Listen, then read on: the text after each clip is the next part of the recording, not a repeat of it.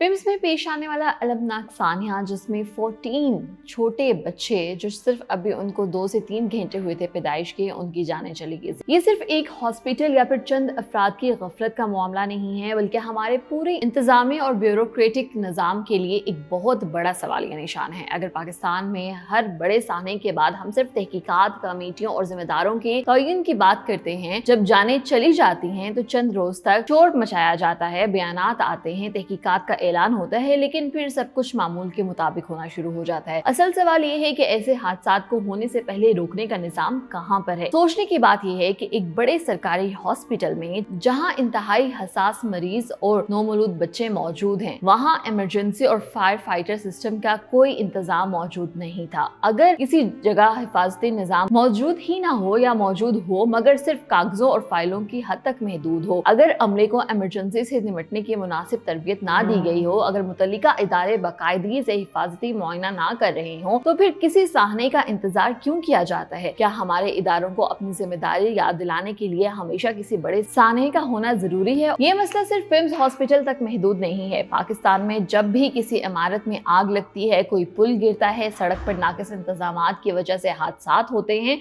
Hospitals में किसी मरीज की जान गफलत से चली जाती है या फिर किसी सरकारी इदारे की लापरवाही सामने आती है, हम तकरीबन हर बार एक ही कहानी हमें सुनने को मिलती है: सानिया, अफसोस, मुजम्मत, तहकीकात, मोतलियां और फिर खामोशी। चंद दिन बाद एक और वाकया पेश आता है, नए मुतासरीन होते हैं और वही पुराने सवालात उठाए जाते हैं। असल मसला हमारे रद्द-ए-अमल के निजाम का है। हम हादसा होने के बाद मुतहरिक होते हुए नजर आते हैं, हादसा रोकने के लिए नहीं। फायर सेफ्टी सर्टिफिकेट, इमारतों की इंस्पेक्शन, हॉस्पिटल्स के इमरजेंसी प्लान, अमले की तरबियत और हिफाजती मशकें अक्सर सिर्फ एक रस्मी कार्रवाई बनकर रह जाती है। जब तक कोई सख्त निगरानी ना हो, किसी की जिम्मेदारी वाज़िया ना हो और गफलत बरतने वाले को हकीकी सजा ना मिले, कागजों में सब कुछ ठीक दिखाई दे मगर हकीकत में इंसानी जानें खतरे में रहती हैं। यहाँ ब्यूरोक्रेसी के किरदार पर भी बहुत अहम और संजीदा सवाल उठाए जा रहे हैं। फाइलें आगे बढ़ाने, नोटिस जारी करने और इंक्वायरी की कमेटियां बनाने से निजाम नहीं चलता। निजाम तब चलता है जब हर